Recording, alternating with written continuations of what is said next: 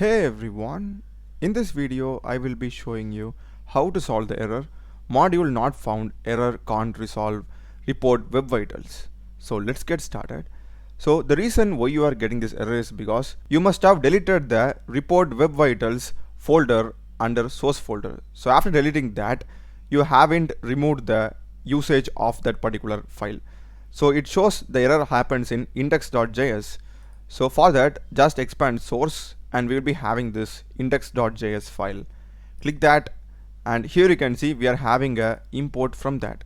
So you need to just remove this import, and also at the end you will be having this report web vitals. So you can just remove this entire function call along with the comments. That's it. Now just save it, and here you can see that error has gone.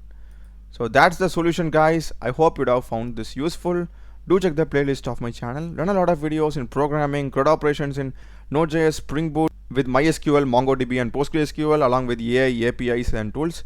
Check the playlist, subscribe me. Thanks for watching.